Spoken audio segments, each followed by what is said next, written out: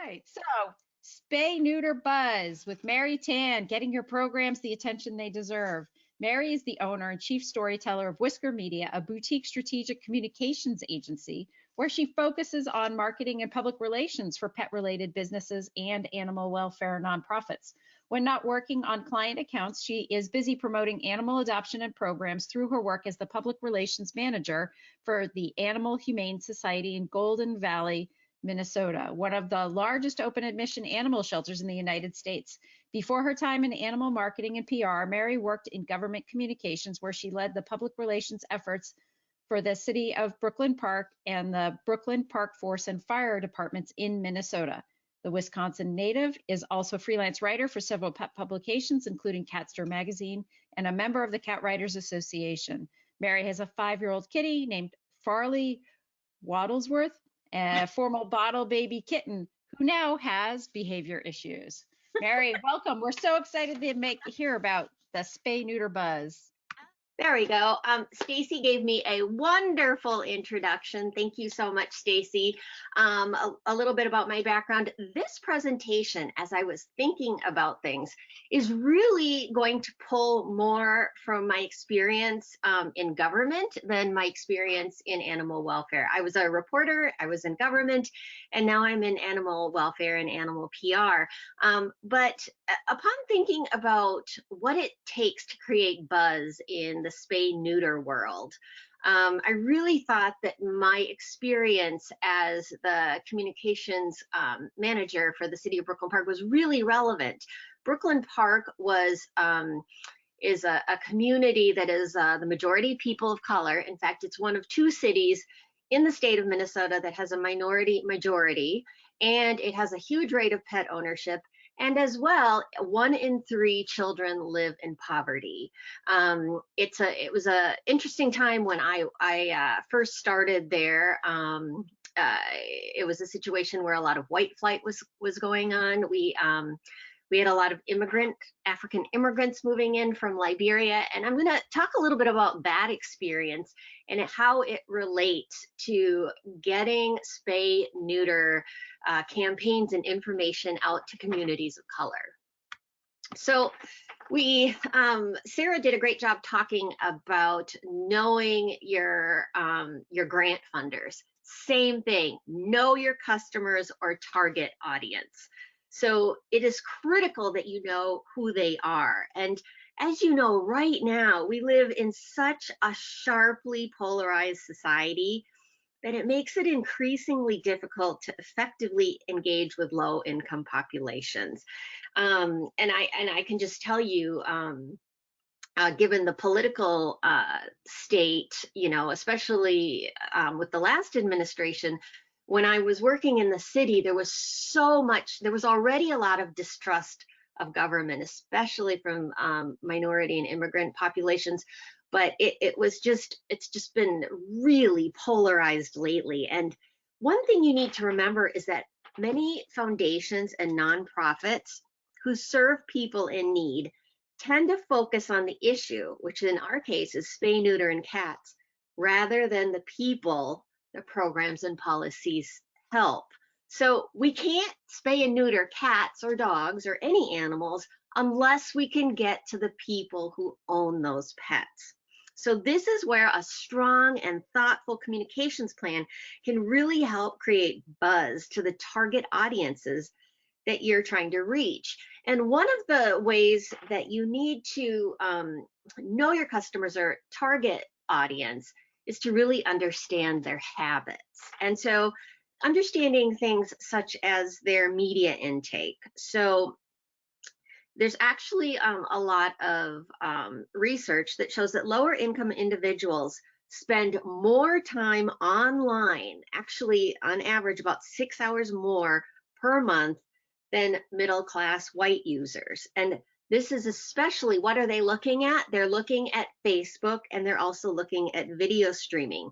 It's also the same with television watching. They tend to watch 40 hours more per week of television than the average middle class person. So considering the message is so important. Your messages need to be straightforward, clear, literal, meaning it says exactly what it means, and have a third grade vocabulary or less. So if you can read your spay and neuter message to a kindergartner and they get it, then it's perfect. So effective messaging for low income individuals is far more nuanced than just vocabulary and reading level. So messaging should be effective, especially for mobile use. I know we've all heard this, like everybody's looking and signing up for things on their phone. Absolutely.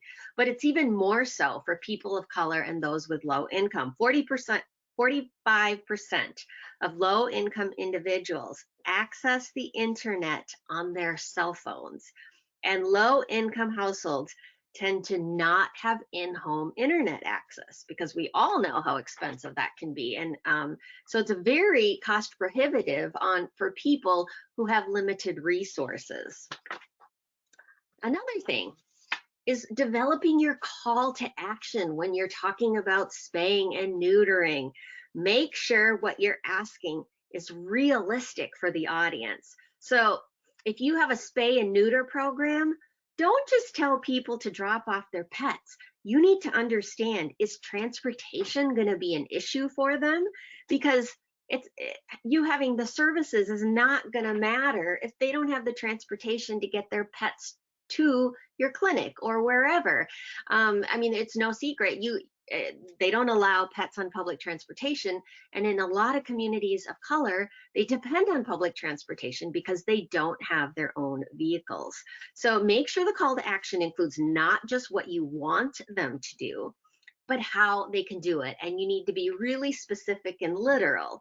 So following up on the transportation example I was talking about, if your program has a spay neuter program, spay neuter program with the transportation aspect, you would be really specific on how they would sign up, whether it's signing up on the website, whether it's telling an outreach worker from your organization or rescue or shelter.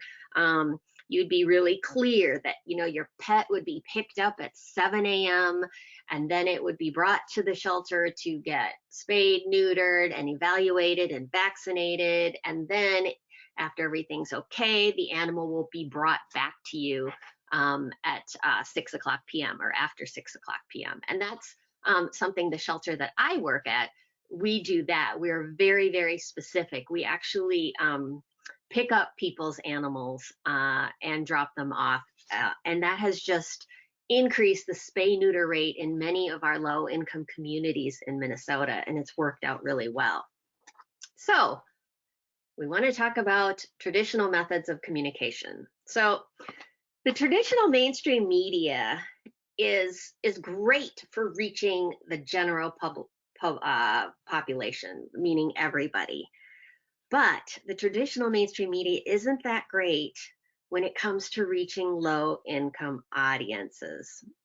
And while it's true, low income folks consume more television and internet than middle income households, traditional media channels may not work. A lot of communities of color really feel more comfortable getting their news from people who actually look like them and talk like them and understand the community and their challenges. And so a fantastic way to get your spay and neuter message buzz out there is to reach out to the local minority media in your communities. Even small communities here in Minnesota, they have a lot of poultry farms. And there are these very small cities, but the vast majority of workers are of Hispanic or Latino background. And if you do a lot of research, there is, for example, there's a chicken factory in Wilmer, Minnesota. There is a Hispanic paper in Wilmer, Minnesota, and that is where these people get all their information. And they're wonderful places to send your information to. In fact, oftentimes they're staffed. It may be just one person running it. So if you send them a press release, it's helping their community and they find a connection, they absolutely will print it. And oftentimes they'll print it verbatim, which is fantastic. Another way is if you're in bigger cities, there may be cable access shows that reach out to a particular community. There may be radio stations. There's a lot of Hispanic radio stations, and in Minnesota, there's a lot of Hmong members of the Hmong community who are an Asian American group.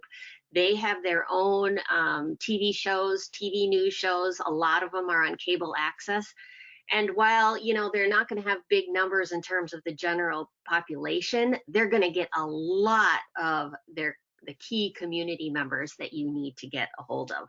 Also, a lot of the leaders, a lot of the key influencers in these communities are connected to these news media outlets. And so they're fantastic to get your program out there so that they know, like, oh my gosh, this rescuer shelter exists out there and they can help my community and our pets. It's really fantastic.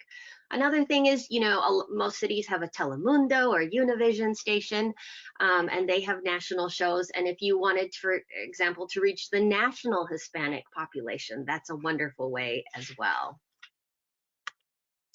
So a lot of presenters have talked about the need for involving government agencies in your work, because we have to work with government very closely when it comes to TNR and different things like that. So teaming up with government agencies and nonprofit agencies are a wonderful way to get your spay and neuter messaging out there, because when you're working with government agencies, you can reach the influencers. You can keep all the government leaders. They actually voraciously read everything on Facebook, on the city newsletters, different things like that. They read that information because they are very invested, obviously, especially during election season, which we call, when I was in government, the election season was called the silly season. And that's when all the politicians would try to get as much information into the government newsletters and different things. When I was at the city of Brooklyn Park, I was in charge of all of the external communications for the city. And it was interesting because, I would have to put out a monthly newsletter, and sometimes I wouldn't actually, have enough to fill 8 pages. And so I would pull community information. And so you can go to your local government, you go to your local city, and chances are they have a newsletter or they have, a Facebook page or something like that. And you can ask them, hey, can you advertise our services to the community? And they will do it for free. Now, not all government is as welcoming, but I know in Brooklyn Park, any nonprofit that came to me, I would include their information in our newsletter. And it was fantastic because our city leaders would also see these nonprofits for the first time and not realize that they even existed. And so it was a wonderful win-win situation. And then, of course, reaching out to the human nonprofit organizations, as a lot of speakers talked about earlier. But government is a key way that a lot of animal welfare forget about.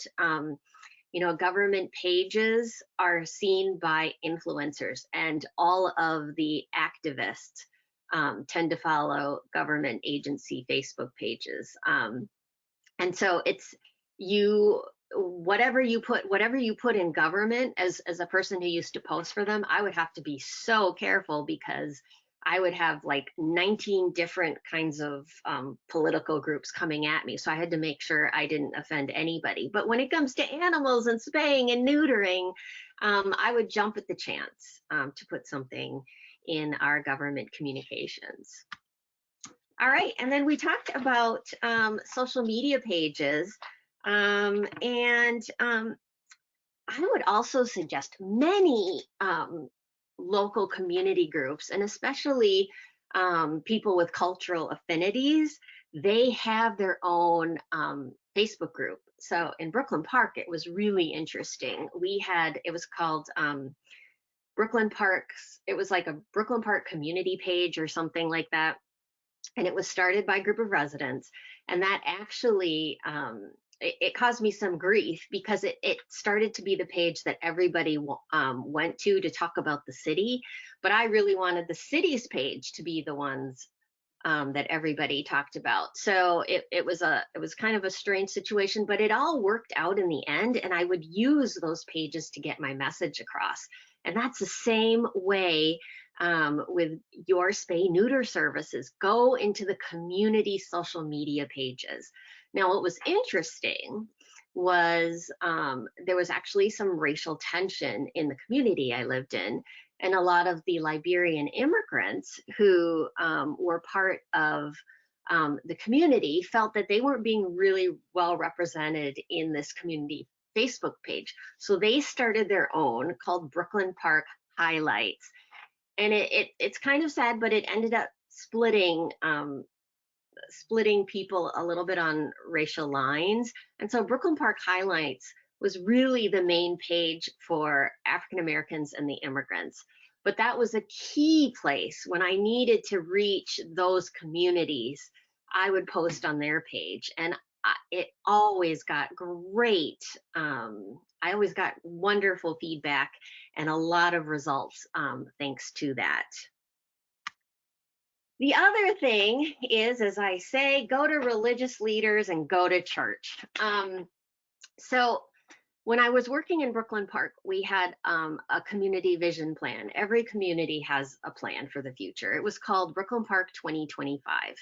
And the goal of it was to become a more diverse, inclusive community. So the city's goals and visions needed to reflect that. So the big plan was we need to get every community group, every kind of person in the city involved in the planning of this. And it took a year to plan out. And something I really learned from that was, I was having trouble reaching certain communities. I was having trouble reaching like this Nigerian community in the area. And so what happened was, you can send them, invites, you can send them flyers and emails. But what I learned, especially in some immigrant communities, is they want a personal invitation.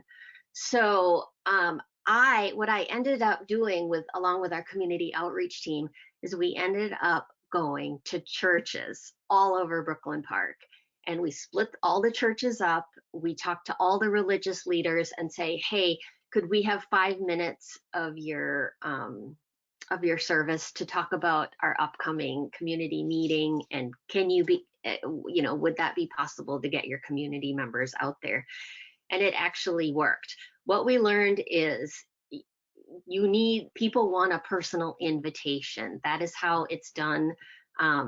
In many other cultures, it's really important to have that personal invite. And that's why I hear a lot about different bigger animal organizations who are actually going door to door, knocking on people's doors and saying, do you have a pet? Can we spay and neuter it for you? There's nothing that beats a personal touch. And if you can reach out to the community leaders, they're going to help you so much. I mean, I feel like the religious community is the key to reaching communities of color. And then another thing from my time in the public sector is texting is very effective. So once you have your clients who are using your outreach services and your spay and neuter services, make sure you get their cell phone number. What they found in a lot of school board and a lot of school associations, they have a different situation because schools will always collect the cell phone numbers of the parents. But a lot of public schools in different cities that have diverse populations have found that the most effective way to reach low-income parents is through texting. And so whenever you can, try to grab maybe you have a vaccination clinic coming up and they used your spay neuter services. Keep their cell phone numbers and try to, use texting is also a wonderful way to get your message out, because they're more likely to respond to texting than an email or even a phone call. In fact, a lot of people that I worked with at the city would only respond to me if I texted them and said, "Hey, we've got a community meeting coming up. Can you attend?"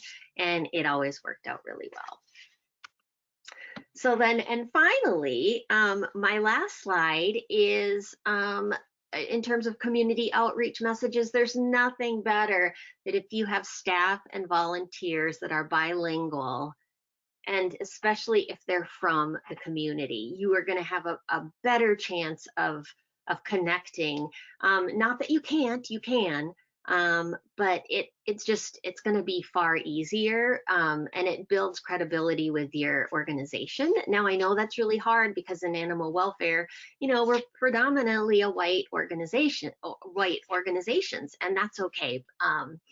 But if you can't do that, then just make sure that all of your collateral, all of your marketing materials reflects the bilingualism. And then another thing that I've also learned the hard way is these communities respond better if the posters, the flyers reflect the target audience you're trying to reach. So when I was in Brooklyn Park, I would put out the city newsletter, and I found out that a lot of community members of color were not reading it. And so when I did some research, I asked them why.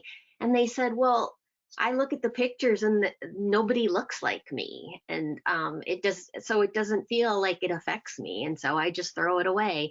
And so it's really important from that point on that you use photos to try to reflect your community, the customers and the target audience that you're serving. And I just think it's, if we can all be a little bit more inclusive, we'll be able to spay and neuter more animals.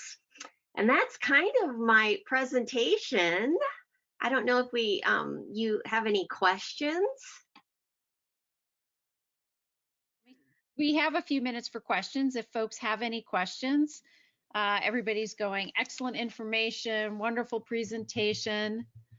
So that's great. Now I'll ask you a question. I mean, I don't think you got that hardcore, but I know in our conversations when we've worked together, you've talked about trying to find stories from your reporting days, if it bleeds, it leads, and that kind of thing. And oh, you know what? And I was so just sort of talking about that, but also I wanted to find out from the group. I have a poll, quick poll. I have two polls actually, but two quick polls because I wanted to know, have you ever written a press release? Just out of curiosity. And actually, Mary, you can answer that question while I do these two polls. Oh, okay. About your thoughts around whether it bleeds or leads, and then I'll run these polls too. Yeah. So when it comes to press releases, I do think that, I think here are my press release tips. Keep them short, one page, and answer the 5 W's and the H, which is the who, what, where, when, and why, and get to it very quickly, because whether it's the minority media or whether it's the general media, they are getting hounded with press releases. Now, we have a distinct advantage of dealing with animals, and the media loves animals.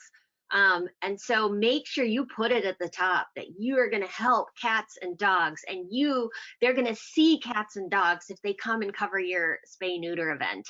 And I know here in Minnesota, they've covered spay neuter events quite often, because, it's especially with COVID right now and the number of people adopting animals. It's spay neuter is important, and taking care of your animals. I have noticed an increase in the number of news stories about taking care of your pet after you adopt it.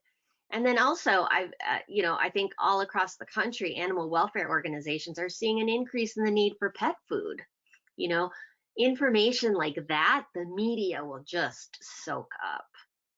Excellent. Well, it looks like this group has some experience with writing press releases, and I'm supposed to hide the results, writing press releases as well as reaching out to the media when they have a story. So I think that's great. That's excellent because I find some organizations can be a little on the shy side.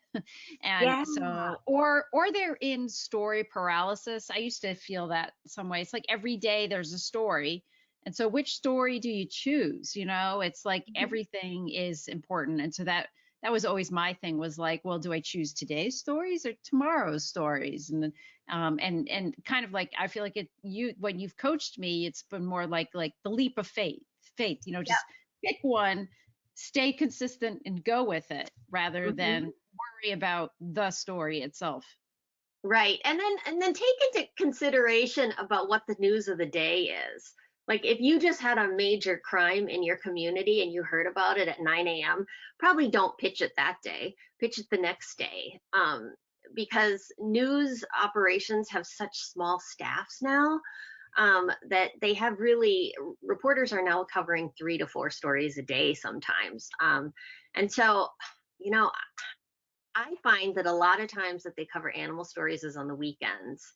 The Saturday, Sunday, spay neuter events and different things. Those are great events to invite the media to, and they do love covering that and seeing like the happy pet owners, and all of that. So Here's a question from Kristen, and I'm hoping she wants me to read it out to the big wide world. She's going, could you talk about podcast advertising, how to research what shows would be good candidates for particular demographics? yeah, so there are a lot of podcast research guides out there. What Steve Olsher, I believe he has a big one. Now you have to pay for some of these, but a lot of times you can just you can find out how many downloads they have by using particular software, but you have to pay for them, unfortunately. But you can also tell sometimes by their social media, and a lot of times on their podcasts, they'll have the media kits there, and you can look through that. Um, Podcasting, as Stacy knows, is a fabulous way to get your message out. And podcasts are growing leaps and bounds over any other form right now. And the more niche you are, the better you are. Like Stacy, Stacy's nailed it when it comes to community cats. There's nobody else out there doing it. And so um, you can use a lot of these software programs, and there's media monitoring services called Cision and different things, but they are pretty costly, and they might be 2 to 5 thousand a year for a subscription. But a lot of times you can just go into the and if they don't have a media kit on their podcast homepage, then chances are they don't have a lot, but don't count that out, because I know people are always saying like, oh, in social media it's all about followers and different things. But what I've found working with influencers is sometimes the folks with smaller amounts of influencers have more of a bigger engagement than some of these big ones. And there's been all this talk about people do buy followers and likes, so it's not 100% on the up and up. Yeah. Well, everybody who's out there in the audience this weekend, they're the ones who are tuning in and supporting the show as well as the conferences. So, Mary, thank you. Great presentation. Thank you so much for closing out the conference.